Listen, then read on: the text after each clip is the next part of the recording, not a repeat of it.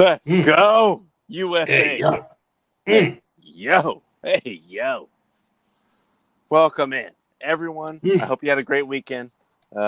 Enjoyed, what has now become and will continue to be a prolonged 4-day event of NFL football. Man, it's a shame. I'm sure they're really broken up about that. Yeah, it's just terrible. I can only imagine that they're just beside themselves about that happening. But Tyler and myself and the Fightful Bottomist and Lions Insider, No ID Justin, had a great time at the USA game because we won. That's right. But also, is that really a surprise? Is that really a surprise? It's coming home. It's already been home. It's home again. It's home. Staying home. Thank you all for joining us. Hit us in the comments. Hit us at the link, of course, because that is very active. Please believe that. And, I have like a 50% knowledge of how your weekend was. But, Tyler, how was your weekend? It's pretty miserable. No, it was good. Great weekend. Good. Obviously, great hanging out with you, Justin, and the Baron, and Val, watching US do what US does.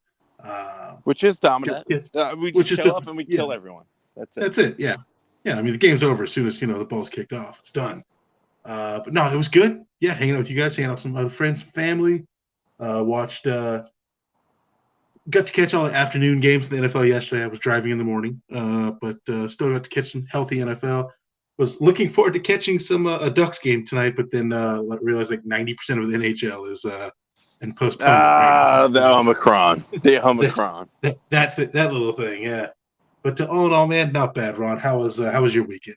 Fantastic. Good to see you boys out there. Obviously, I mean, it was kind of a foregone conclusion. Of course, we were going to show up and win. Made it a little bit more interesting than it had to be.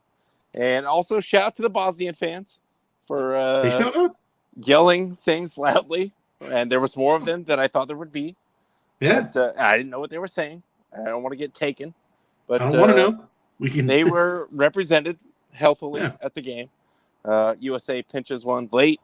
I think actually in the technically 90th minute of the game to win. 90th minute, go out for the year. Just again exhibition, but on a high note and a pretty good year for our boy Greggy B. That's right. So all right, I'll see you in Qatar when we're lifting up that trophy. I know it's only a tennis racket, but seems like that's what the trophy looks like, right? That's exactly what it looks like. At this point, I don't know. Yeah. Sold to Toyota. I don't know. Whatever.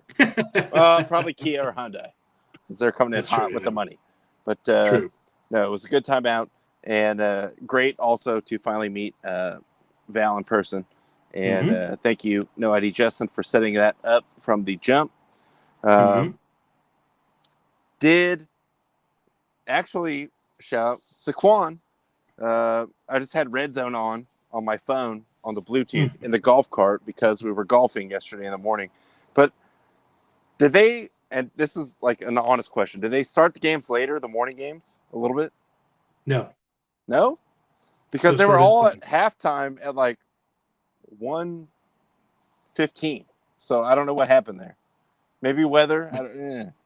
Maybe your feed was on a delay because 1:15 because I had afternoon games were already starting, but I was like, well, the Titans Steelers game. I mean, that's only they got 13 minutes left in the third quarter here. We're sitting here at 1:45. Like, what's going on?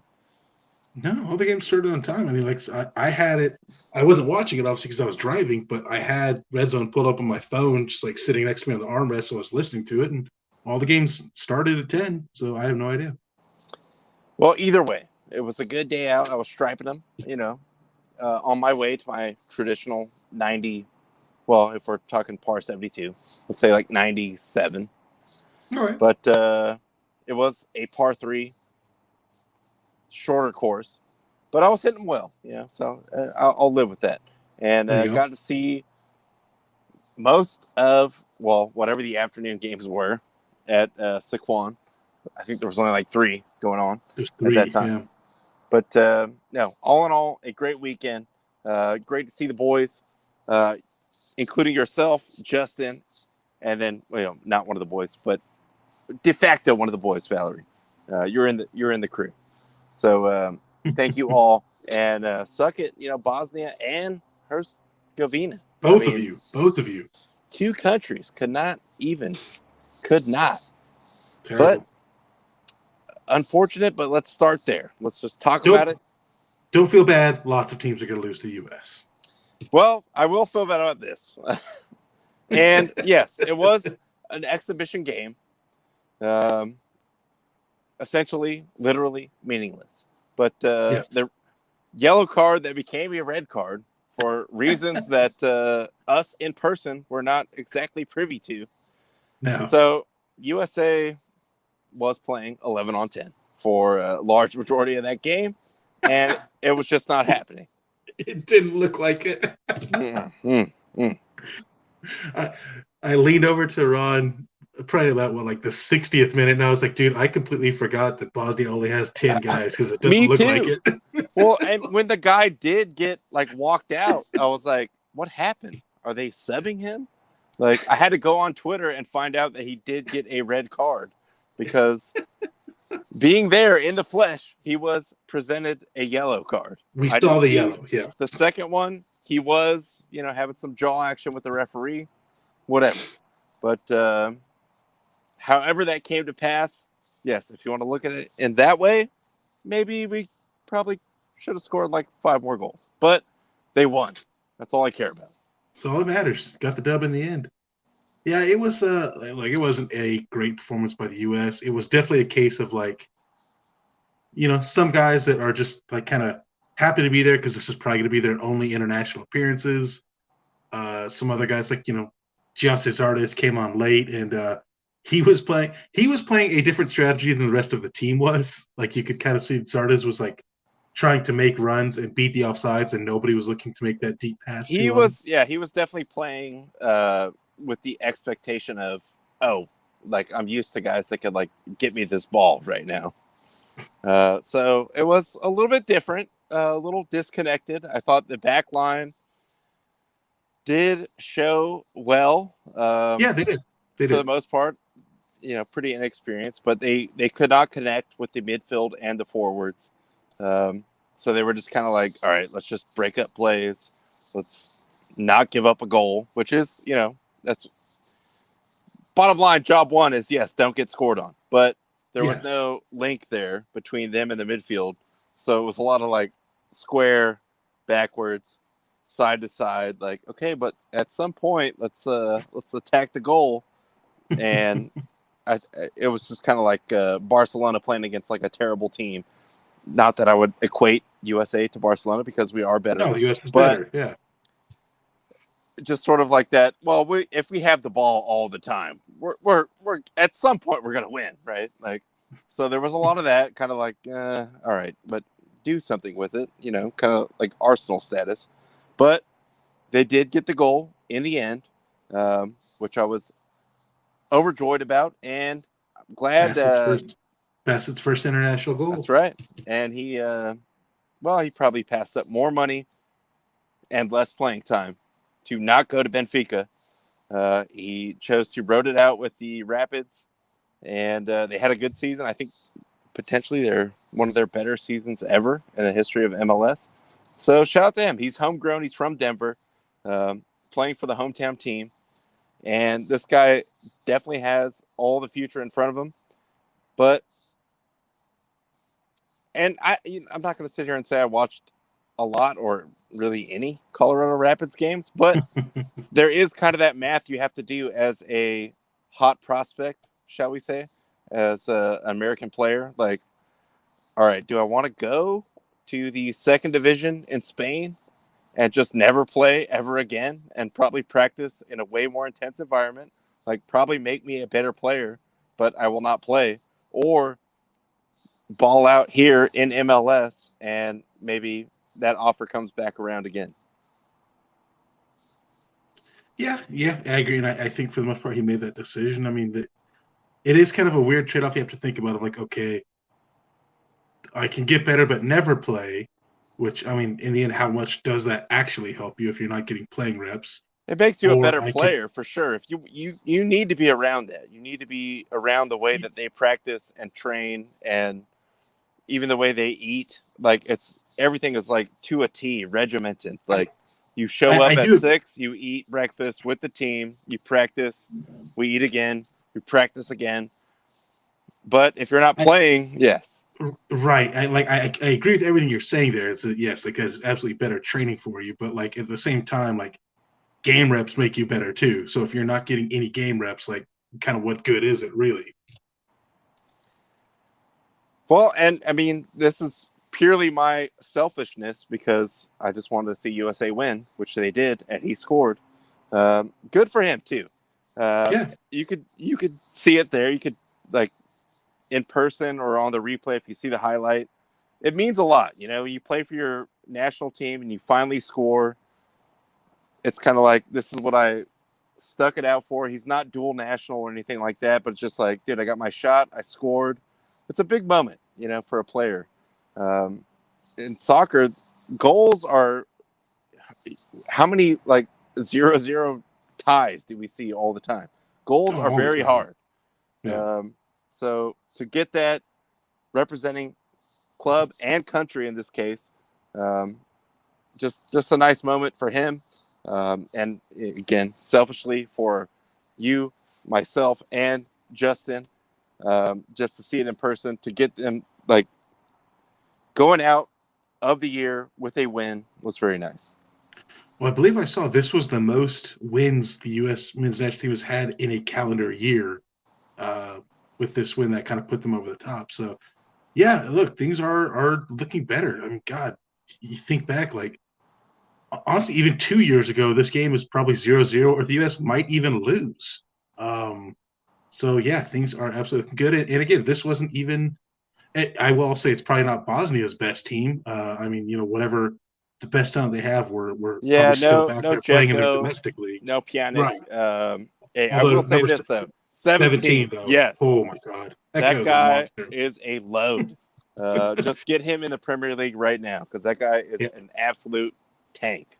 First of all, bigger, better with the ball, stronger, faster than anyone that was put up against him. So he got to show out a little bit.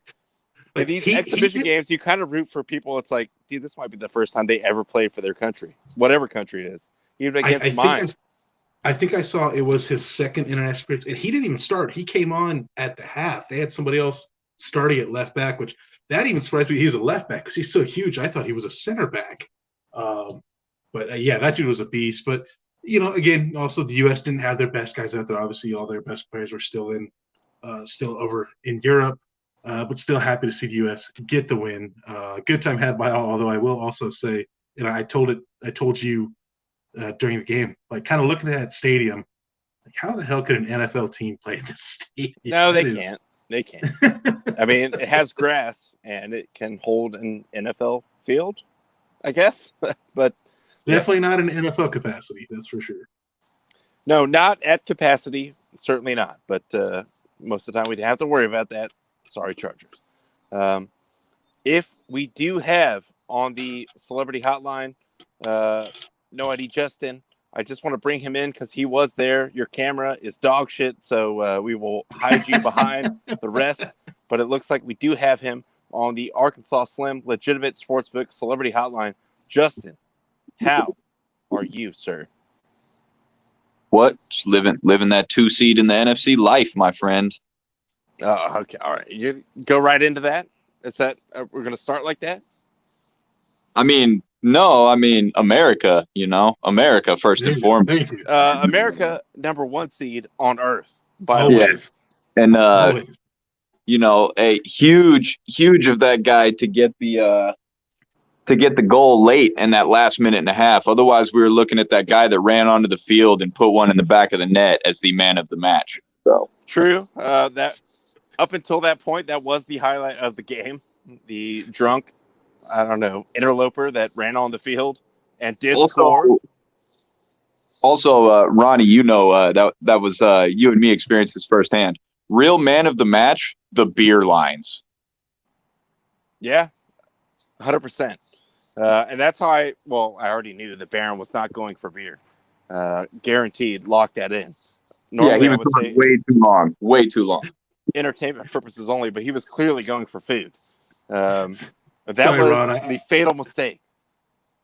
Ron, I have to ask real quick: is my camera on the control board in the back screen like freaking out? It's going awesome. I want to see it. Okay, I just want to make sure it was.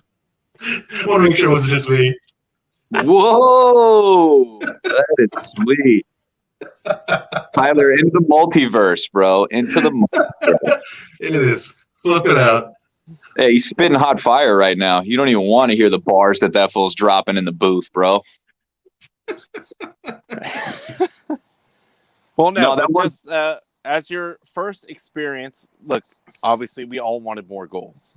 We should have ran over Bosnia, but also, as Tyler and I just alluded to, 17 was a beast. The goalie played very well, although he maybe showed his cards a little bit by trying to bleed the clock out. It's like, well, maybe you want that time back. And then you get scored on. But or maybe he really maybe he really loved the ball. no, that guy massaged the ball. I mean, he laid on the definitely. ball for seemingly hours. Yeah, there's usually special massage parlors you have to go to get a ball massage like that, but he gave it out for free and willingly. So a lot of those guys are going to get looks. Again, even as it pertains to Bosnia and Herzegovina. A pretty good showing. I mean, you don't know what you're really competing against with a lot of MLS guys. But shout out to Cole Bassett getting the goal at the death, as they say. And Also, I think that just put a capper on it. Also, special shout out to the two liquored up Bosnian soccer lads, couple rows up, that were pretty loud and vocal for most of the game. Immediately upon America taking the lead, these guys proceeded to march up and down the aisle, waving the Bosnian flag in American fan faces while they were down 1-0. Those guys activated, and shout out to them as well. In fact, the entire Bosnia and or Herzegovina contingent there was way more represented than I thought they would be. That might have been 80% of the country's population. Yeah, 80% of the country's population was in attendance for that game. Shout out Bosnia and Herzegovina. Much love to both. Both, we're still the best, but there's no shame in being beaten by the best. No, not at all. Yeah, ask everybody who lost to Dallas this year. Look, yeah, a lot of people are going to lose to the USA. Just consider it a badge of honor that you only lost 1-0. That you were invited to lose to US. That's how I look at it. Also, shout out Barron for going to concessions and grabbing that pretzel just in case a Kelly Stafford moment presented itself. Good on you, sir. No doubt, no doubt. Look, for Bosnia and Herzegovina, the day they lost 1-0 to the U.S. is a day they'll never forget. For the U.S., it was a Saturday. Just, another Saturday. Casual, easy work, light work, whatever. But before we get into, obviously, the meat, which is still ongoing, thank you, NFL, for whatever reason, making all these games go on for 1,000 days. But briefly, we did have the father-son, a.k.a. the PNC Championship. Shout out to Team Daly. Team Woods also, and Charlie Woods. Special shout out. Of course, I loved the matching outfits, and they got hot. They got hot, especially on the back nine yesterday. But, hey, who was there the whole time? Team Daly. And I just wanted to highlight this very special photo because, first of all, his son looks exactly like him. What we can assume he looked like at that age, with the Razorback hat on. This is on the 18th fairway, by the way. Like, this is like 2 win. He's like, nah, I'm just gonna rip one down. Let me think about it. And of course, the GOAT, John. Yes, this is in fact the real, true power duo.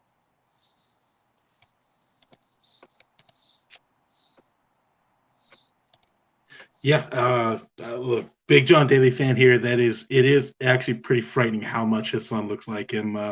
Look, I gotta say, anybody that rocks the overweight Michael McDonald look like John Daly's rocking, that's placing my heart right here. Hey, Well, and special shout out to John Daly as well. I viewed a menu at a local medical establishment here nearby, and there is actually a John Daly collection of strands available for the consumer. hell yeah. Heck yeah, dude. The only thing, look, I loved it as much as everyone else because also, let me just say this. Charlie Woods, he's coming. Like, there is another one coming. Oh yeah. I can't sit here and say he's going to be the next Tiger, but that kid is a savage, like guaranteed. He was rolling putts out. He was doing all the Tiger moves, like even like throwing it back in his dad's face. Like, I got this one. All the stuff that you saw.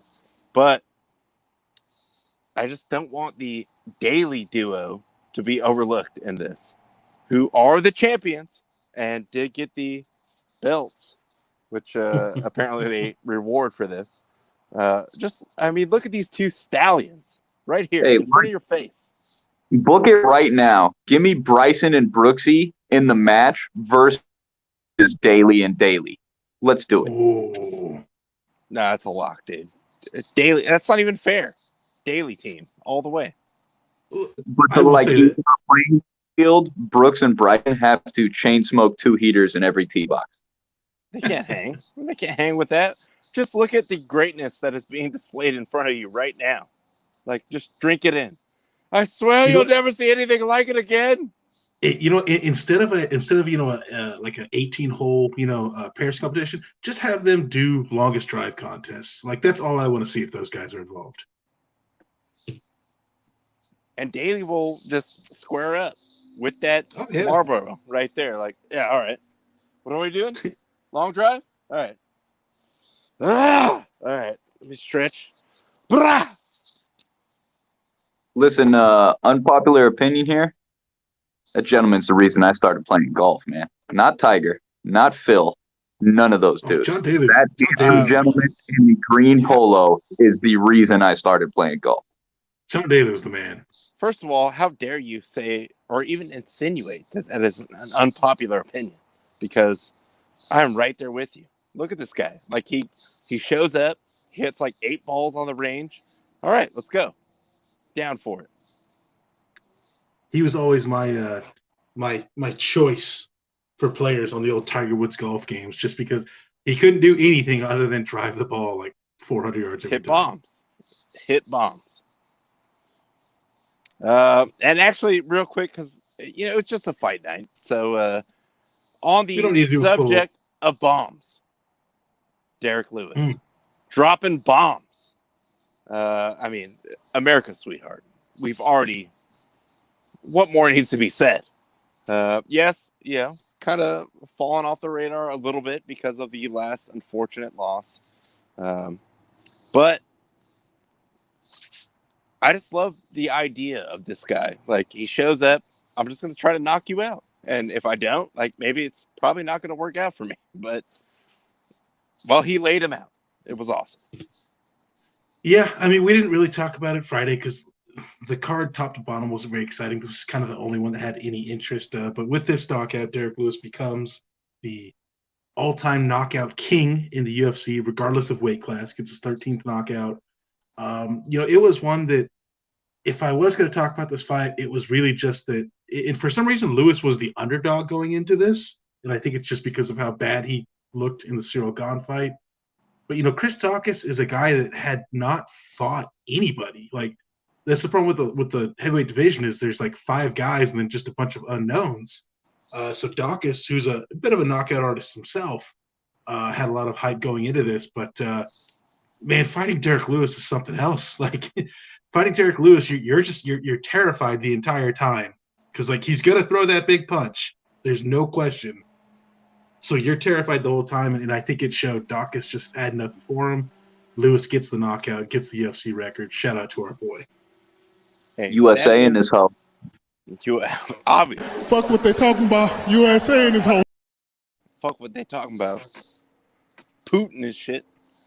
But look, yes, that's how the Lewis fights go. Like, all right, maybe I can strafe this guy. Maybe I can beat him on the ground, something else. But he's always going to have that one. And you got to survive that one. Dawkins could not survive that one. Like, when it came hard, and it was it. Well, I mean, especially in you guys saw in the video of the ending, like once Dawkins had his back up against the cage, like, okay, now you're just screwed. You're just backed into a corner against a guy that will, punch your head right through that cage. So maybe Dawkins learns from this, can, get another couple wins under his belt and become a legit top 5 guy. But yeah, until then, just not a good strategy against Derek Lewis. Hey, shout out Jaime the Greek also as well. What you know about them Texas boys? We hit, in the words of the great Derek Lewis. So hopefully, he kind of flirts his way back up there, maybe on the fringe. I know everything is pointing one direction here with the heavyweight division, but and rightfully so. He did get knocked out. Or just soundly beaten anyway in his last one. So just one of those like guys, like the entire sport is better while he's still in there and relevant. And honestly, I think yeah, obviously you fight for money, you fight for fame. Like at this point in time, I think he'd be okay if he didn't really get a title shot again. Like, just put me in main events, put me against big dudes, let me knock him out, and I'll be happy with that. Agree 100%.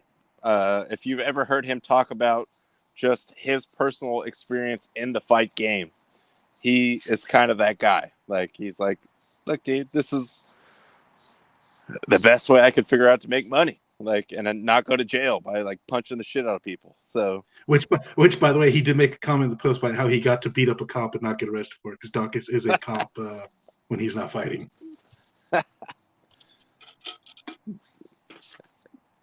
Derek Lewis is a gem. Please appreciate this man. I cannot stress that enough. True but words. Moving on, we did have bowl season upon us. Man, the only thing I will say about this game, yes, I know BYU did get upset, but as Tyler alluded to on Friday, this was a team that potentially could be, maybe kind of got screwed out of the top 10, and they go down and play on that field. Like, that field looked bad from the kickoff, and it looked miserable for everyone that was there. Everyone's in ponchos. It's like a torrential downpour.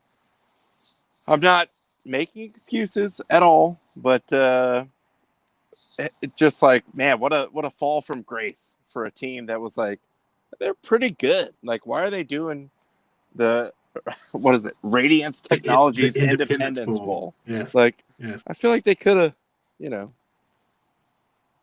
Yeah, I mean, unfortunately, it's also the curse of being being an independent is you don't have any ties to any bowls to kind of protect you when you do have a good record. You get sent down to the Independence Bowl, but yeah, not a great showing for them. Congrats to UAB. They obviously, I think, were the better team that day. Get the win there. The other two games, I got to catch quite a bit of both of them. Both very exciting games. Marshall was a lot more game than I thought, but again, Louisiana, there's a reason they've been ranked all year. They are a damn good team. And then that Western Kentucky, Appalachian State defense optional, very fun game there. Shout out to the Hilltoppers for getting the upset there. Yeah, we did get to hear the Baron and myself on the drive back from the soccer game, the radio call of the Raging Cajuns Thundering Herd. Please believe that game. And it was 16-14 at halftime. And it was like Marshall, they have 110 yards of offense. And Louisiana has 280 yards of offense. Like, okay, well, now it's kind of getting a little maybe sketchy. Like, they're still hanging around. Like, don't just, put the sword in. And Marshall's running back had a great game. I mean, he was Yeah. apparently just like running over fools. I think maybe, I don't know for certain, but possibly set the records for yards per carry in that bowl game. He was like automatic 10 yards every time they gave him the ball. But Louisiana, yes, superior team. And App State, some kind of weird vindication for you, Tyler, that they go down to the Hilltoppers. Dramatic fashion. Sure, vindication for a game I got over 13 years ago. You say that. You say that. Just But, hanging on to that. Yeah, hanging on to that hatred. I know how you feel in the back of your mind. That's right. Then the other 3 games from Saturday here, Valley Boys getting the win. Didn't look good for most of it. I'll say that. It was not their best performance, but hey, still did enough. Got the win. Got that bowl win. Get that money. Do what you got to do. Didn't really see much of the other 2 games because, again, we were out and about and at soccer games for the rest of it. Man. But the Liberty Flames getting the win there. Big win, actually, winning pretty easily against the Eastern I Michigan heard Eagles. a tasty bit of that on the radio on the way to the game. And Eastern Michigan, what the hell are we doing, dude? Well, I guess the spread was very real because Liberty was like 8.5, something favorite. Something like that, It seems like they covered. You could just do the math for yourself.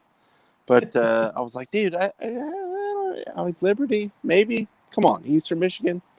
But no, alas, it was not to be at all in any form or fashion. They got smashed.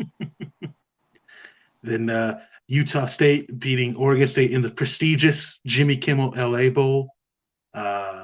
This is one I wanted to watch it again, just didn't get a chance to because I do like both these programs. I think Oregon State is on the upswing, which is great because they've been terrible for the last decade. And then Utah State, they've been a major contender in the Mountain West for probably the last 5 or so years. So yeah, Conference they're getting champions this year. That's right. That's right. So yeah, looked like a good game. Utah State getting the win. So yeah, there we go. Good Saturday slate of bowl games. Well, I did call the Utah State win, and that's possibly the only one that I've ever gotten so far in Braden's freaking bowl. Oh, that's pickup. right, because Fresno didn't cover the spread. That's right. No, Fresno did not. Lord knows, Eastern Michigan did not. Don't even show up, dude. You're dead to me, Eastern Michigan. But we had one today. Of course, Clash of the Myrtle Titans. Beach. 2 6-6 powerhouses going into the game. Old Dominion and Tulsa. Old Dominion, formerly a basketball school, not even that relevant in basketball anymore. They're not even that anymore. Yeah. But yeah, yes, shout out to Myrtle Beach. Caught bits and pieces of the game this morning. It was at no point did Old Dominion look like any sort of a threat. Not even that Tulsa is good, but they look like they had the game well at hand. Kickoff, obviously, by the score, you can tell they did. And moving on to tomorrow, Kent State. I kind of like both these games. man. And UTSA against, my adopted hometown favorite, San Diego State Aztecs. I don't know. It seems like important games, they always let down. But, I'm Team Wyoming all the way. You can still get in there for as low as $21. So if you want to go sit out in the cold-ass Boise weather for $21, there you go. Oh, if you want to go to the famous Idaho Potato Bowl, I mean, who doesn't? True. That one. Ron, I do love Wyoming, but give me Kent State. How dare you? How dare you? Sorry, I do love your Wyoming Cowboys, but I think Kent State's going to take them. Pokes up. They will win and cover and destroy Kent State. The next one, I'm not so sure about. San Diego State, by all intents and purposes, should win this game. But UTSA, you see 12-1. I mean, it's not like they played yet, obviously, head-to-head this season. SDSU is getting -3. That's pretty much a pick 'em, as we know. man, I have a bad feeling about the Aztecs. I feel like this is going to be a drop down. Kind of the way I'm looking at it is if the under hits, SDSU wins. If the over hits, UTSA wins. If the over hits, SDSU usually like they're going to lose. Like that, they don't want the game there. So I'm right on board with you on that. Yeah, like if I had to make a pick of this one, I probably wouldn't. Like it's just I can't. My pick is don't pick it. Yeah, my pick is just watch the game for enjoyment. Don't put any money on this one. Come on, SDSU, just win the bowl game, dude. Like stadiums open up, I think November of next year. Something like Maybe that, yeah. September if they really get after it. But let's end the season on a high note. You're never going to be a national powerhouse, but come on. Like, do you want to get in the Pac-12 someday? All right, let's put something on the resume. Come on. Got to bring home that tropical smoothie cafe Frisco Bowl trophy, which everyone wants in their case. Everybody wants a piece of that. That's right. And then tomorrow we do have Mizzou facing Army in the Lockheed Martin Armed Forces Bowl. I picked Mizzou. I'm not going to lie. I'm sorry. Sorry to the veterans. Ron hates veterans. You heard it here first. I'm sorry. I hate freedom. I hate the troops. Clearly. Man,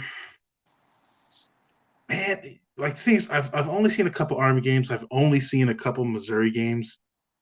Army looked more impressive, but you could also say Missouri played the SEC as opposed to who Army played. That's where I'm at. That's what I'm basing this on. Yeah, probably Missouri. You know what? No. Well, wait. No, Army's the favorite. To cover the dog. Missouri yeah, no. cover. Give me Missouri. Give me Missouri. Yeah, give me Missouri +5. And I think on the ESPN Bowl Pick'em or Capital One or whatever it was 8 at the time. I was like, dude, Mizzou, they can cover the 8. I mean, they can lose, but 8, like, especially, I feel like there's going to be. It's hard with the service academies, though. Like, is letdown games even allowed? I don't know. But like nobody's sitting out for Army. Like maybe Missouri's best player might sit out for draft purposes. Nobody from Army's sitting out. Yeah, I get that is true. But I just thought Mizzou could cover that when I saw it, and I think it was like 8 or 8.5 or something like that. But yeah, would not be. If it was 2 or 3, I might go Army, but I think at 5, I like Missouri. Even at 5, yes, I like Missouri. But that does bring us into the professional football league. And unfortunately, I will have to place the beloved heater chain back in its commemorative case, secure. Absolutely none of us deserve it this week. Not even close. Not even close. But we had one game on Saturday, and I believe Justin was maybe the only guy that called it. Fucking A right. So Justin called Indianapolis money line. I called New England with the points. You called over 45.5, so you just missed it. Yeah. I'm well aware that I was not even close on this. I mean, yes, I just missed it on the thing. But Bet, you loser. all right, dude. Chill out. Well, Pick all right, a winner. Colts. Pick a winner, fence guy. Colts Insider, break it down for us. What happened here? I mean, what happened? I told you guys. Belichick was like, these guys need a slap in the face before we make our deep playoff run. So we're just going to mail it into the Colts. We're going to do what Belichick never does, which is totally let the other team's best player just go off. That should tell you, first and foremost, like that is not what Belichick does. I felt sorry. I just felt like Indy was rolling. They were finally committing to Jonathan Taylor and making sure he got his 30 touches a game. And at the end of the day, like as good and impressive as Mac Jones and the Patriots have been this year, they're not a high-powered offense. Like they can't generate a lot of points. So if you have the ability to kind of control the clock and just pile up the points, you're able to beat them. They can't come back from 10 plus points. They're just not built for that. I fully expect New England. I don't even know who their opponent is next week. They're probably going to win. Does it even matter? It doesn't. It does not. But again, I felt like this was, to use the great VTB, trap game, y'all. Trap game. Trap game, y'all. I'm feeling you. Yeah, I think you're right. Like, this game went for the Colts, even though the Pats, made a little comeback in the fourth quarter. Like, this went as good for the Colts as it could have been, which is get ahead by double digits early and then feed the running back. Like, that's all you got to do. That went probably as perfect game plan as they went. And speaking of, you talk about things Belichick never did. I don't know if you guys saw, but in his press conference today, he apologized for his attitude towards the reporters, which, who the hell is this man? I don't even know you anymore, Bill. What is going on? But that's very out of character. Feed into, all right, maybe I believe Justin's theory. Like, maybe he planned this whole thing out because he never apologizes to the press. But it was kind of conciliatory, kind of like, well, I was mad. We sucked. And I apologize that I was short with you guys. We could have done every single play of the game better and could have coached it better, could have played it better, could have done all this stuff better. What? But that was a little out of character. So that was the only thing that gave me pause. Like, all right, maybe he is doing the long play.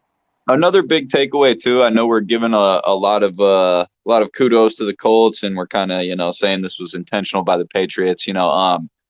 I talk a lot about Micah Parsons, rightfully so. He's been all world this year as a rookie. Darius Leonard is the best linebacker in football, and it's really not that close. That guy is everywhere on every play. I think you look at his stat line, he's over 100 tackles this year. I think I heard today actually on McAfee, he's got 3 forced fumbles, 3 interceptions. I mean, the guy just wreaks havoc on opposing offenses. And when he's right and Jonathan Taylor is right and that O-line is healthy, that I really truly believe they can beat anybody. Carson Wentz can throw left-handed passes into the ground all day and they'll still win games. Well, he will still try. He will do that. Yeah, exactly. It doesn't matter if he can or cannot. He will still go for it. Bet your ass. Yeah, I mean, Kirk Cousins was throwing some Carson Wentz-esque passes tonight. I'm still got the wins, but he got the win despite throwing for 83 yards on 24 passes.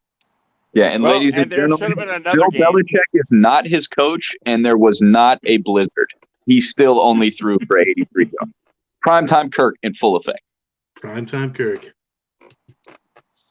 He got it done. I mean, the Bears suck. Let's just be honest. Bears are really bad. Yeah. As I said, there should have been 2 games on Saturday. Didn't matter.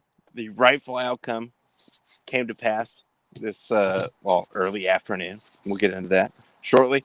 But as we move on to Sunday, Buffalo kind of all right. Yes, they did win, but how convinced are we on Buffalo right now? Like, they were struggling. 0. Yeah, still not really convinced. The first half was kind of like, word at home, Carolina? Like, dang, dude. Okay. Yeah, I mean, like, this was one in our picks. Roddy, you got this right. You took Buffalo money line. You could have still taken Buffalo with the points and still won. Justin and I both took Carolina at plus 12. Buffalo did enough to get the win there, but you're right. Like, this still just I just can't buy Buffalo. Like, when Buffalo is right, they are terrifying. The problem is they haven't been right since like week 5. Well, it's this so just crazy. Had all the makings of like, they will win by 30. Like, they should if they're for real. Well, coming into cold weather, everything Buffalo, like everything, all in their favor. Carolina, disarray. We don't know who is calling the plays, whatever. Like, and still at halftime, you're kind of like, this is like in the balance. This has been a weird division because it's like the NFC West for years has been touted as like oh man, that's a 3-horse race. And now with, Arizona getting better, it's now literally a wide open division. Like you could see, granted, Seattle's taken a leap backwards, so they're kind of out of the mix. But I mean, coming into the season, I think everybody was looking at it like, oh, dude, that's Buffalo's division. Like, there's no way Buffalo's going to run roughshod. They might be the third best team in that division. Like, Miami is rolling, I think, winners of 7 straight. And then, New England's doing what they're doing. So, I mean, geez, dude, like, what a fall from grace, man. And I don't know what they can do to fix it. I've heard a lot of people kind of blaming the defensive coordinator and the absence of Tre'Davious White. But, like, if you're a good team, 1 or 2 absences shouldn't turn you into the Detroit Lions. Like it shouldn't be that way. And there's something to be said. I mean, Josh Allen couldn't really advance from the leaps and bounds he made last season. I mean, he was phenomenal. He was arguably the MVP of the league last year. But yeah, I don't know what the explanation is. It just looks like they've regressed overall, like defense, line play, quarterback play. They've got to get a definitive running back in there and commit to him. I mean, you saw the other day, like if you give guys the carry, if you give Singletary and Moss carries, like they can do enough in the run game to keep teams off balance. And I know Josh Allen's been banged up, so they don't want to run him as much, but it's mind-boggling that this team was just so good early and so bad the last 10 weeks. The weird thing, and I say this as a person that owns Singletary in one league and owns Moss in the other, is the last month, they won't let both of them play. Depending on the matchup, they will let one play and scratch the other one, like completely scratch them, not even have them on the bench, scratch them. Or if it's another type of defense, they'll play the other, and it's they don't let both of them play, and it's just kind of like, a thunder and lightning attack is usually a really good thing to have. So the fact that you're sitting one and starting the other is just it's just so weird what's going on there right now. It seems that would be a thing to figure out. Okay, first 2 months of the season, all right, how do we find the balance? But then when it's like Moss, he just pretty much straight gets benched for 3 weeks. Singletary, you don't even see him for 2 weeks. All right, what are we doing? Because when it's do something as simple as rotate series. I've seen the Cowboys implement that this year where Zeke gets a series, next offensive possession, that's Tony Pollard's series. But again, to that point, having watched, watched the entirety of the game multiple times, the Dallas and the versus the Giants. I mean, I actually tweeted it out after the game. You could make a serious case that Ezekiel Elliott and Saquon Barkley were the 3rd and 4th best running backs on the field that day. Both Devontae Booker and Tony Pollard looked way more explosive than either of the guys that starts over him. And that's just a point to your point. If you're going to have a thunder and lightning or whatever cliche term you want to coin it with, you got to use them both. You can't just shut one down. You got to stay doing it. Nobody fears only thunder or only lightning. It has to be both, man. It has to. Yeah, they have a weird situation. I mean, they're not they're still going to be there in the playoffs with all 1,000 wild card teams, but maybe, yeah, maybe, but not what we expected at the beginning of the season. All right, Bills got coronated last year. Patriots are down. Hey, lo and behold, Patriots rebuilt. They spent a bunch of money. They got Mac Jones, who is capable at least of whatever. They're back. The division is not going to go to sleep for you guys. No, I gave up trying to predict how these seedings are going to wind up because I mean, for God's sakes, I've been screaming all day. I mean, Dallas went from the 4 seed to the 2 seed in 1/2 of a day. Nobody saw the Cardinals losing to the Lions. Nobody saw the Bucs getting absolutely blanked by the Saints. And lo and behold, boom, Dallas is your 2 seed. Well, so think about it, because I had seen this earlier, and I know we're going to get to the game in a bit. But if the Browns won today, I believe they would have been the 3 seed. Since they lost, since they lost, they're the 12 seed now. That just tells you how insane the AFC is right now. No, I agree. And as you see in the next game too, Miami, I mean, yes, the Jets, maybe a little bit more of a game than most people expected. But Miami, as Justin pointed out, 7 wins in a row. We don't know if Tua is the guy, but he looks good enough right now. Like, he hasn't auditioned himself out of the job at this point. So he looks fine, and they're kind of rolling too. So Buffalo, like, kind of even puts you more in a precarious spot. Like, dude, like, yes, you dominated the division last year when the Patriots were down after they bossed you for like 18 years in a row, but they will catch up. Like, you can't live off that. Like, Josh Allen is great. I think the defense in Buffalo is great, but injuries, whatever it is, like, you got to keep it moving, dude. You can't just live off, like, no one's going to show up and be afraid of you right now. It's the thing with Buffalo. No, if the Miami Dolphins drafted Justin Herbert, if the Miami Dolphins drafted Justin Herbert, they'd be 10-4 with the exact same team and Justin Herbert at the helm. And I'm not trying to say, like, Tua's been okay. At times even impressive. But it is crazy to see, like, that draft class, the gap, you know, like, I mean, I mean it 100%. You put Justin Herbert on that Dolphins team with Brian Flores at HC, all the same personnel, they're a 10-4 team easy. Yeah, I would tend to agree with that. And just for the record of this one, you and Ron both got this right, taking the Jets at +9.5. I did take the Dolphins, thinking they would run away with this one. Jets kept it closer than I expected. But, you know, and I feel like kind of this is what Miami is like, they're not going to be flashy. They're not going to wow you. They're not going to blow teams away, but they're just winning right now. And they can just beat you on the day. Yeah, this isn't the BCS. Like, they don't need to impress you. They just need to win. That's what they're doing. And they've got the momentum going now. I think they are in, let me just double check the playoff things. I think they're 1 game out. Yeah, Brian Flores. They're currently in 11th, 1 game out. When it's all said and done, Brian Flores may be the apple that fell closest to the Belichick tree when it's all said and done. Very possible. Very possible. I don't know what he was doing last year with the quarterbacks. That was kind of weird, but that was weird. At least, next game, boys. Like I said, Tua, we still don't know because of that also, but he's looking okay. He's looking like, all right, we can't just like trash this guy. Like, he's decent. Like, you drafted him very high. Like, let's ride it out. On to the next one. And I will give a big shout out to Tyler and Motor City Dan for just going, into their own building, but kicking the dog shit out of the Cardinals.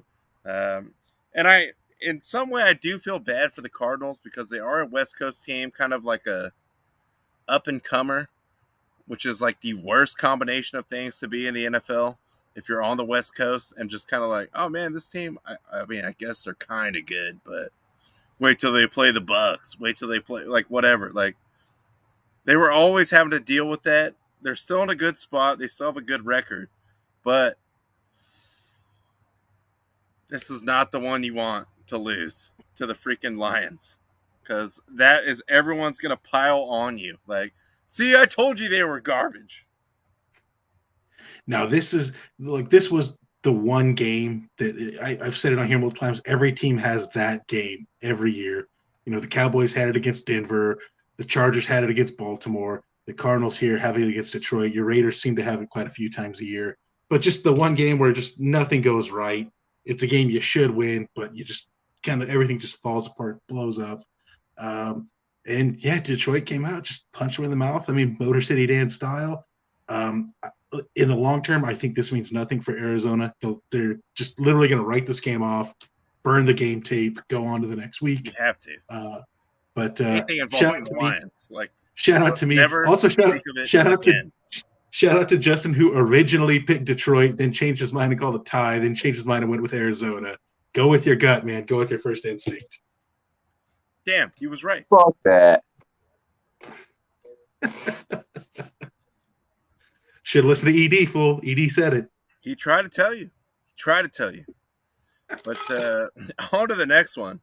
I told my friend that y'all the Cardinals. Y'all know who you is. Y'all the Cardinals. Oh man, they still the Cardinals. Look, hey, just between you and me, they still the Cardinals. Hey. Well, Man, you know what he said to me, Rodney? He said, "Fuck you." Things in the future, but I think this one swerved all three of us because it did. After the exorcism, I guess, of Urban Meyer and his bizarre, short, but fascinating reign over the Jaguars. We all thought, all right, Jags at home. Everyone's happy this guy's gone. They ball out. Houston's terrible. Davis Mills said, nah. Yeah, Houston came out and just again, this says nothing about it. It just says, I guess, more about Jacksonville than Houston. Houston is still terrible, but Jacksonville still couldn't put it together. Houston goes out, gets a win. Good for them. And also, I believe this moves Jacksonville to the number 1 overall draft pick spot. Well, I mean, that's good for them. So maybe Jacksonville just is in screw it mode. Like, I don't know how much they were trying before, but now they're really not going to try. Perhaps, yes. Maybe now that, all right, we got this guy out. I can't. Let's draft another number 1 pick. Let's go. Jacksonville's just one of those teams that I just can't seem to figure out. You know what I mean?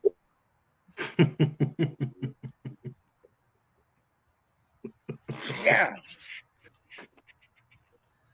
Yeah, that one was kind of a blast for everyone involved. Well, certainly it was. But on to the Dallas Cowboys America's team going into New Jersey, a.k.a. New York, where all fans, season ticket holders, did receive a medium soda. No. It was not all season ticket holders. Because I sent you guys text Saturday morning about this. It was only the persons whose name was on the ticket holder account got the free one. Well, I mean, that's how they're going to say it. So if one guy had 3 seats, he only got 1 medium soda. Yes, dude. Yes. Dude, honestly, they would have been better off just not having a fan appreciation day than doing that. Don't even just make don't a do deal one. about it. Don't even promote it. Like, just like, all right, well, you guys got tickets. You're welcome. Like, the medium soda is almost like a low key, like, punch to the balls. Like, oh, straight up. But Justin, you're throwing it right back in my face. Like, what am I paying for? Cowboys Insider, we defer to you on this game. Break it down. Not a whole lot. I think this was, the result was the expected result. Look, the Giants are bad, man. Giants are really bad. Cowboys offense, I've heard a lot of people, Cowboys offense struggling, woes, this and that. I see a certain degree of that, but I see more just like simple mistakes, correctable mistakes, drop passes, miscommunication on a read, between Dak and the receiver.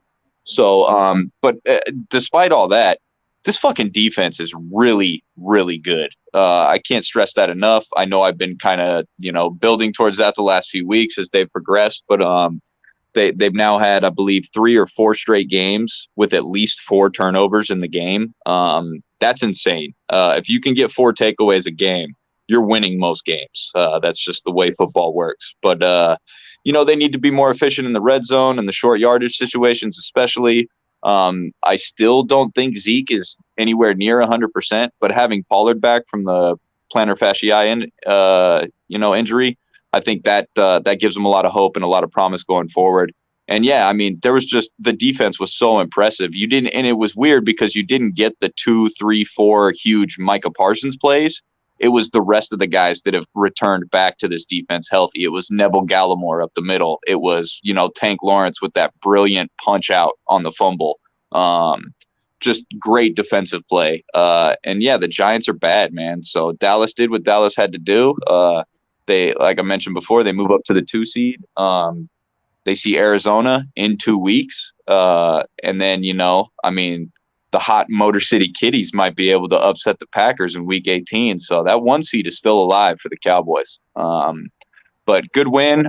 Need to keep it rolling and need to get more out of the offense in the red zone. Giants are hot garbage. CEO Nick, sorry, not sorry. Those fools are really, really bad. I mean, as a fan, I know. I mean, long neck Glennon was just terrible. And then they made the switch to Jake Fromm State Farm. And he was, I think he completed his first 4 balls. And everybody's like, oh, Jake Fromm's rolling. And I was like, yeah, give it time, man. It's Jake Fromm. And sure enough, that's what happened. So, again, it's our division. Dak owns the NFC East. And, it's expected. Yeah, I will say, there are some concerns for me just seeing kind of how their offense looked like. You expect them to absolutely roll on a terrible team like this. That said, because the Giants are so bad and Dallas' defense was so good, it's not an immediate concern because the game was never really – you didn't need the offense to click like you hope it would to win this game. So you just write that off as, hey, whatever. Now, when they play at Arizona, if the offense still isn't moving, okay, now you're concerned. But, right now you just kind of write that off as whatever. You take the win, you go on to the next one. Yeah, and it should be noted, I didn't even mention Tyron Smith was out yet again, as he often is. It's a different offense when Tyron Smith's not out there because there's zero depth at the tackle position. Lel Collins mans the other tackle position, but behind that, you're looking at Terrence Steele, who's just an absolute Terrence turnstile Steele. You do not want that guy manning your quarterback blindside. But I have seen him mix it up. We've seen a lot of backup guard Connor Williams lining up at fullback position and as an extra tight end. And I think that's maybe a wrinkle that Kellen Moore is trying to work in to try and put a Band-Aid over this when Tyron's not out there. So, but yeah, agreed. Like I mentioned, 100%, man. They got to get this right because you can't go in. You can't be hanging 21 against the Giants when you have, multiple takeaways that give you good field position. They settled for field goals multiple times in that game. And I believe Greg Zerloin missed a couple PATs as well. But got to get that kicking game right. Shout out Bolts. You just don't kick. That's the thing. You don't kick. Yeah. We eliminated that from the game because we never kick. Just don't even make that an option anymore. Apparently that's what John Harbaugh was thinking. You fucking douche. Like, all due respect, I will say, shout out to your Cowboys. Takeaways in the NFL, I think, is the most valuable stat. So they do have the playmakers. I'm not totally sold on the entire unit as because a lot of times all right, well, it might be a team that gets 1 or 2 turnovers, but they're all game they just beat your ass. That's the part I don't see yet from the Cowboys. But that offense, I do believe, also is still right there where it could just go off. So if that gets going with the playmakers they have on defense, all right, I will tip my beanie to you because that could be a threat in the playoffs for sure.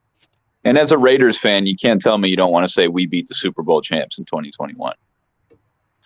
Well, I mean, we'll see you there. So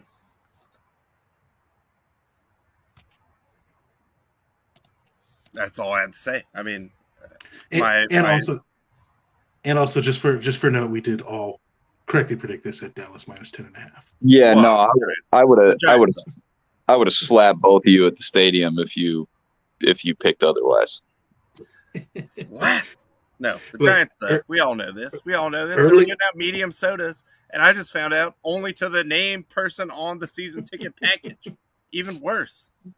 I'll say this: earlier in the year, I probably would have picked the Giants just to piss you off. But later in the year, especially kind of since we've all been so hot, with the exception of this week, I'll make some legit picks instead of just a troll. Let's just be realistic. I mean, come on. We got Glennon back there slinging it. On to the next one, which I picked the Titans.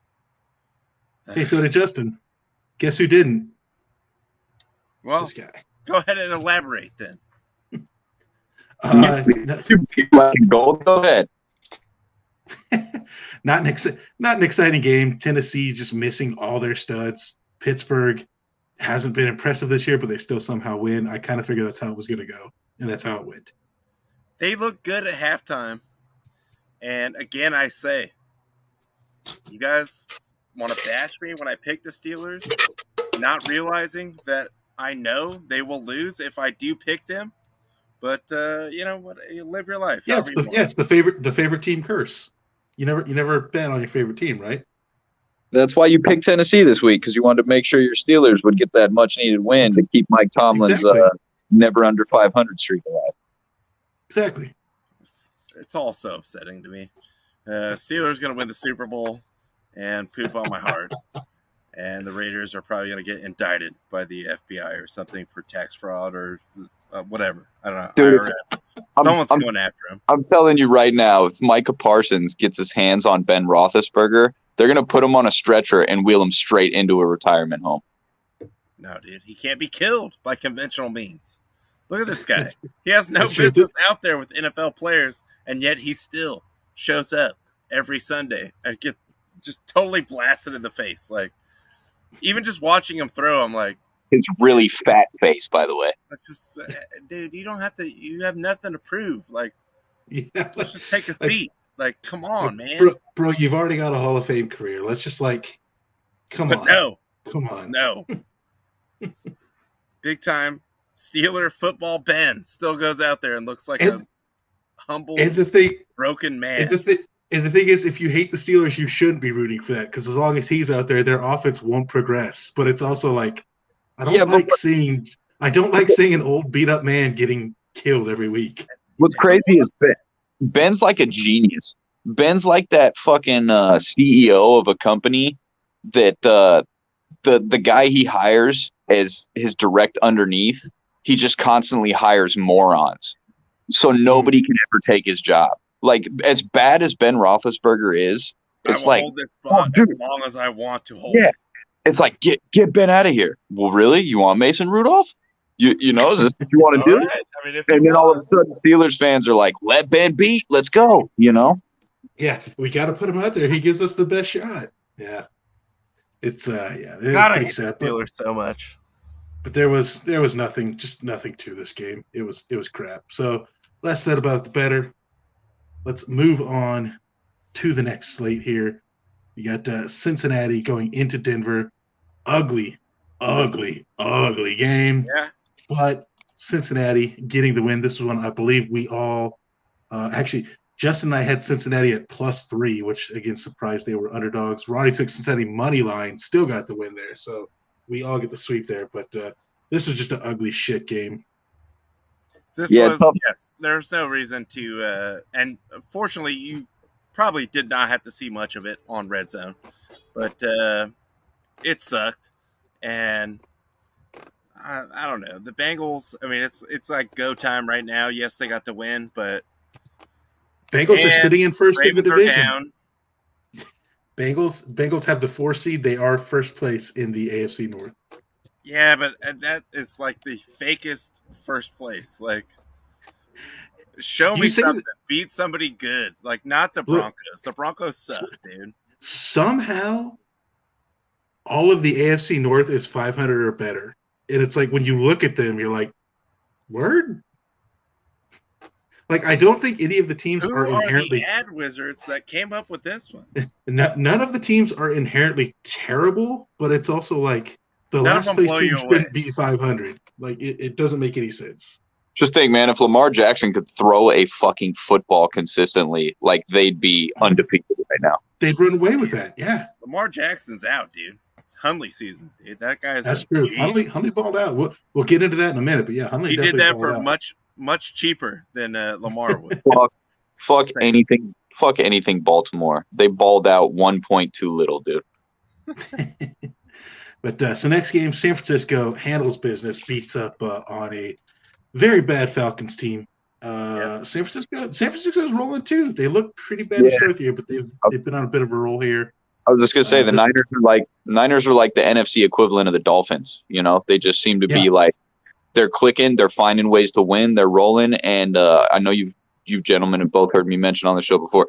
Deebo Samuel is a fucking weapon. Like, he is really, really good. Yeah, and you throw that in with a George Kittle, who's just a freak of nature on the field. You know, they could go, man, and they seem to be hitting on all cylinders at the right time. Yeah, the Niners, I think at one point in time were like 2-6 or 2-5. Now they're 8-6. They're sitting in the 6th seed in the NFC playoffs. Second wild card. Also, negative shout out to the Baron who was hating on him. I was like, dude, I think at one point it was like 24-10 or something. I was like, you obviously are going to win. He's like, they're going to lose. I'm like, dude, the Falcons suck. But the intrigue of this game, though, was getting to see Debo and Cordarrelle out there, just like the ultimate gadget guys in the NFL. Like, for real. All right, you're big and you're fast. If we'll just somehow we will give you the ball and you'll score. Like, and then Ty Montgomery sitting there watching somewhere on TV, like, what could have been, Opportunity lost. Well, I will say this is one that you guys both took Atlanta to cover the 9.5. I took San Francisco money line, so I'm the only one that got a win out of this one. Hey man, I just want to see the Barons' face when San Francisco rolls into Texas and gets murked by the Cowboys in the first round of the playoffs. He will probably also say that San Francisco will get killed. He won't like it. But he will probably that's already like farcical because he believes they will not make the playoffs, even though they are the second wild card. That's also farcical because we all know that Dallas is going to have the first round bye. Well, got to get there first. Got to get there first. Still got a chance to win the division out here. So that's Baltimore. Actually Baltimore. True. That's kind of crazy. Baltimore could have helped a whole lot. Yeah. Speaking of first place in the NFC here, Green Bay goes on, has Hundley just balls out, just goes absolutely insane. What he had 2 rushing touchdowns, 2 passing touchdowns against Green Bay. And a narrow miss on the 2-point as well. Once again, Baltimore narrowly missing on the play call, but I didn't think it was like that bad of a throw. Like, this is your backup. Like, he got it in the area that it needed to go if you're going to run that play. So, look, hey, I was going to say, said at least once in that stadium by a Packers fan to another Packers fan, man, he's better than Brett. No, Brett Hundley. No, Brett Hundley. He's better than Brett. All right. You're right. Damn, he was right. Yeah, I mean, look, this is just like the game against Pittsburgh a few weeks ago where Harbaugh said, look, I don't think my guys can go into overtime, so we got to go for 2 to get the win. They go for 2, they don't get it, they lose again. This guy's consistent, at least, in his decisions, I guess. Fuck that guy. But, yes, because of this Green Bay. Sorry, no bias here. No reason why I would. No. Not at all. Not at all. Perfectly level-headed call there. But, Baltimore, now they drop out of the lead in the AFC North. Green Bay, I believe, officially clinched the NFC North, although that was pretty much clinched a few weeks ago because that division is terrible outside of them. Now we go to the just exciting, thrilling, just track meet of a Sunday night game. New Orleans goes into Tampa Bay. Tom Brady gets shut out for the first time since 2006 and only the 3rd time in his NFL career. Saints win 9-0. Taysom Hill gets the shootout victory over Tom Brady. He owns him. Him. Hey, look, man, this is the Saints, man. Again, speaking from the Cowboys angle here, Cowboys have played them, multiple times over the last 5 years. 2 of the last 3 times we've played them, the final score was 10-12 and 10-13. Once with the Cowboys having Romo, once with the Cowboys having Dak and Zeke. So this is just New Orleans has always been, because for so long through the Drew Brees, Sean Payton era, their offense garnered so much attention. I think people kind of overlooked how consistently good their defense has been since Cam Jordan and the have been in there. Well, yeah, especially recently. Yeah, their defense is really... when you got a guy like Jordan on the front end and you got a guy like Lattimore on the back end, like you just build around that, and they've done a great job of that.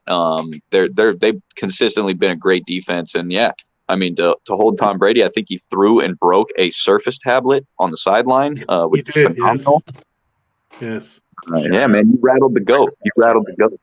Not a sponsor. Could be. Also, just for posterity purposes, all 3 of us had taken Green Bay minus 6.5 the last one, so we all missed on that. So we won by 1. And this one, Justin and I both took New Orleans at plus 11.5, and 11 points weren't even scored in the game. So we won there. Ron took Tampa Bay money line. I thought they were going to do the Tampa Bay thing from last year, but yes, I realize and I fully acknowledge at this point that they got some kind of division game, rival, whatever. Some kind of weird kryptonite against the Saints. They're 4-0. The Saints are 4-0 against Tom Brady in Tampa. So obviously he was getting frustrated. Yes, a lot of guys went down, which could affect futures as far as if we're looking at playoffs, picks like that. Godwin goes down with the ACL. He's gone for the year. Evans got hurt. Evans hurt, yeah. Taysom Hill, #GOAT herder. But also, I will say this. Ronald Jones is nice as hell. Yes, he fumbles a lot, but there is teams lining up that would love to have him. Just saying. Just not saying, just saying. He will get a job somewhere in the NFL. I was gonna say, is he gonna come in there and help pay Josh Jacobs child support or what? Is taking care of like Josh Jacobs is gonna be in the running back room like, you taking food out of my kids' mouses. Well, if it makes Jacobs run harder, then good. It was worth it. Hey, and I know you think literally running for his life. I know you think your brother from another, Ronald Jones, is hot shit, but word on the street is that's who Tom Brady was trying to throw the Surface tablet at, but he was having such a horrible day that he totally misread it and inaccurate. Just Rojo is there. Yeah. Just boom, dunk it down 3 yards. Let him do the rest. That fool's nice. I'm tired of the Ronald Jones slander. That's all I'm saying. 50 yards, a cloud of dust, and he fumbles it to the defense. Occasionally, yes, maybe, perhaps, quite possibly. But that's my boy, dude. I feel like he is balling out and repping the West Coast. USC, shout out. Just let someone will give this guy a shout. The Buccaneers cannot hang on to all these guys. Tampa Bay, he's like 45 or whatever he is. Like, all right, he's got like 1 or 2 more years and still at a very high level like he is right now. But they can't keep all these guys around just like, we're just going to wait and hope Tom gets one more and we'll be on the ride. Let's be honest. Tom's going to play until his age matches his draft position. True. Well, he does seem kind of like one of those Kobe type, cerebral, like serial killers. Like, no, I have it set in my mind. That's what I'm going to play to. And we did get double barrel NFL action today here. Ron, we will defer to you for the afternoon game. The Raiders going into Cleveland, getting the exciting 16-14 victory. Good crowd in Cleveland. Shout out to First Energy or whatever the hell it's called over there. But I was hoping the Raiders would win by 30, but they did win. So we're both 7-7. So suck it, Browns. Also, there was no reason at all to ever accommodate these fools because we got totally boned trying to play the Buccaneers last year, and they moved the game up. So I have no sympathy for you. Sorry, dude. We got Dan Carlson, and you don't. The all-time leading scorer in the history of the SEC. What's up? Shout out to my man for getting the bag a couple weeks ago. Yeah, this was I don't know, weird game. Not great, but definitely not great. Definitely not even interesting if you're not a fan of one of these teams. I did think it was funny. I did see that. I think it was either Fritzy or McLovin from the Dan Patrick Show had sent a tweet out saying like, if Darren Carr could pick them apart like in that last drive, why couldn't they score more than 16 points? Like, do you not know what a prevent defense is? You work in sports, bro. Like what? Like, I don't know.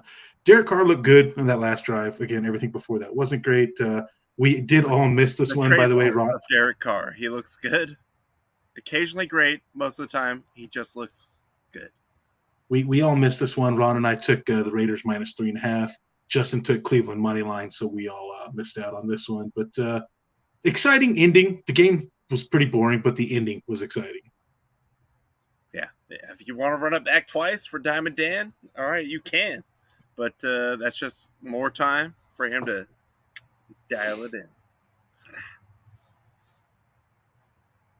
And then was that the final score? Sorry. Yes, it was. So even though the screenshot was taken while the game was still going on, 17-3 was the final score. Minnesota gets the win. What a game. What a game. Yeah, what a game. I was feeling bad that I had a screenshot at that time. I was like, something's going to happen, right? Nope, nothing happened. Like, look, outside of that one touchdown pass to Jefferson I believe it was on their opening drive, it was prime time. Kirk, he looked really bad. We said it earlier, 24 pass attempts for 83 or 84 total yards.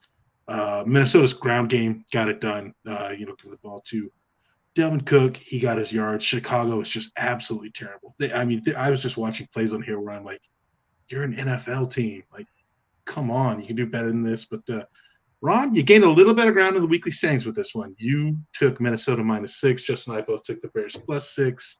So going into the two Tuesday games, we are all very far away from the heater chain. There's no worries about that being changed. But Ron and Justin, you are both 5-8 on the week. I am sprinting out to a lead at 6-7. All right, well, tomorrow night will bring us back. Hey, no, man, it's good, guys. Don't worry. Only the bangers survive. That's right. It looks like it's coming down to the late Tuesday game because we all took the Rams either -4 or -6, however you want to put it, whatever it was at. But then, Ron, you took Philly money line. I took Philly to cover 8. And Justin, you took Washington at +8. So we could, you guys could tie me. I could pull away. Who knows? We'll see what happens there. Well, either way, because out of respect, the heater chain has been put back again. It should. None of us should be anywhere near it right now. There's no heaters involved here. Yes, I apologize for letting you guys down as a fan base and a nation, but we will get it back. Regardless of standings, though, should the United States men's national team play another game, the heater chain needs to be in the building because it's clearly a good luck charm. That's a fair point. Oh, it'll be there. It'll be there. I feel like at this point it doesn't matter, though, because like every single indication, everything I've seen, we're winning the World Cup. Like, oh yeah, it's locked. Like, it's not even close. Don't even hold the competition. Just send the trophy. Hey, we're gonna be singing. We're gonna be singing. It's leaving home. It's leaving home. Fuck Mexico is good. Leaving home. They cause problems for these European or South American teams in the World Cup. They're like, oh shit, who are these guys? We're better than them, and we're just gonna roll up and blow up the entire universe of soccer. Like, lock it in. We got Pulisic, American Messi. It's over. It's done. Yeah, I don't even know why we're even talking about it. I mean, it's just like, it's like, does Derek Lewis like punching people? We're just asking ourselves a rhetorical, we already know the answer. It's yes, you son of a bitch. Ric Flair said it himself. It's going to be the team mascot when we hoist that World Cup. Well, that day is coming soon. As we smash and grab, qualify, probably in first place. I mean, Canada. Yeah, you got Davies, but I mean, how long can you ride that train out, dude? It doesn't snow forever over there. Screw it. Mexico, they're already afraid of us. We show up in first place. We get in the pot where we get like the favor, generous draw. And then we just smash the shit out of everyone and win the World Cup. And the rest of the world will be sad. And America won't care, except for me, because it's entertaining to me that is exactly what's going to happen. FIFA will have to change its name to FISA because we're taking that football out of there and replacing it with soccer, what it's meant to be called. Now, I want to claim on the name. Yes. American Express. Fuh.